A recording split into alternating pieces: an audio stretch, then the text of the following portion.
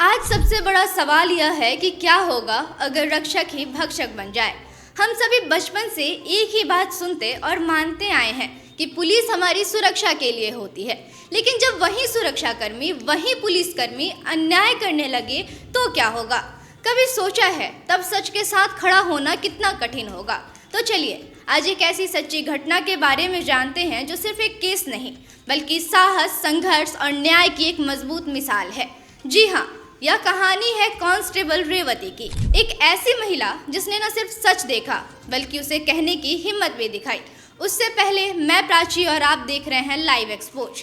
घटना साल 2020 की है, तमिलनाडु के स्थानकुलम, जहां एक छोटी सी बात ने इतना भयावह रूप ले लिया कि पूरे देश को झकझोर कर रख दिया। 19 जून की रात एक पिता पी जयराज और उनका बेटा बेनिक्स को पुलिस स्टेशन लाया गया। उन पर आरोप था कि उन्होंने लॉकडाउन के दौरान अपनी दुकान देर रात तक खुली रखी। यह एक मामूली सा आरोप था, लेकिन उसी रात यह मामूली मामला एक दर्दनाक घटना में बदल गया। उस रात ड्यूटी पर मौजूद थी कांस्टेबल रेवती, जो पिछले 21 वर्षों से पुलिस सेवा में थी। उन्होंने जो देखा वह उनके जीवन का सबसे भयावह अनुभव था।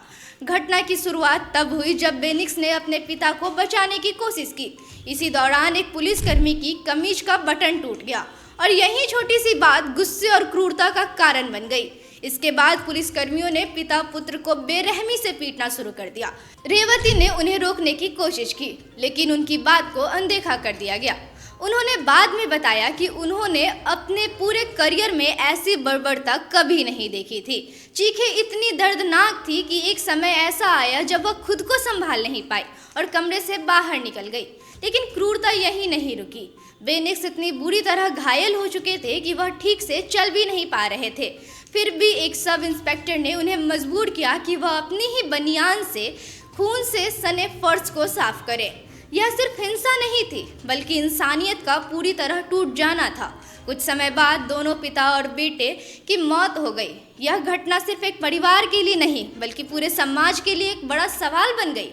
क्या सच सामने आएगा? जांच शुरू हुई और यहीं से रेवती की असली परीक्षा भी शुरू हुई। उन्होंने आगे आकर कहा कि अगर उनके परिवार, उनके पति और 2 बेटियों को सुरक्षा दी जाए तो वह पूरी सच्चाई बताएंगी। यह फैसला आसान नहीं था, क्योंकि उन्हें पता था कि वह अपने ही सहकर्मियों के खिलाफ खड़ी हो रही हैं। उन पर दबाव डाला गया, उनसे कहा गया कि वह झूठ बोले। यह कहे कि जब मारपीट हो रही थी तब आरोपी पुलिसकर्मी वहां मौजूद नहीं थे। लेकिन रेवती ने इनकार कर दिया। उन्होंने सच को चुना, चाहे इसके लिए उन्हें अपने करियर और सुरक्षा को खतरे में ही क्यों न डालना पड़े। कोर्ट में उन्होंने उस रात की हर एक घटना को विस्तार में बताया। उन्होंने सीसीटीवी फुटेज में दिख रहे लोगों की पहचान की और पूरी सच्चाई सामने रखी। उनका एक वाक्य बहुत महत्वपूर्ण था, कानून के सामने सभी बराबर हैं। यह सिर्फ एक वाक्य नहीं था बल्कि उनके पूरे संघर्ष का आधार था।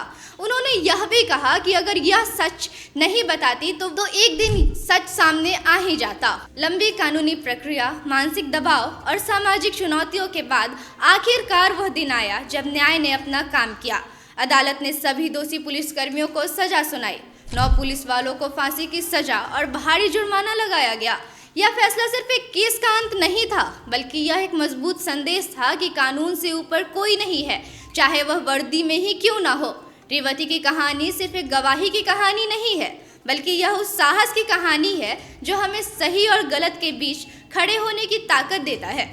उन्होंने साबित किया कि असली बहादुरी तब होती है जब हम अपने ही लोगों के खिलाफ जाकर भी सच का साथ देते हैं। उनकी इस हिम्मत ने न सिर्फ 2 निर्दोष लोगों को न्याय दिलाया बल्कि पूरे समाज को यह सिखाया कि चुप रहना भी कभी कभी अन्याय को बढ़ावा देता है।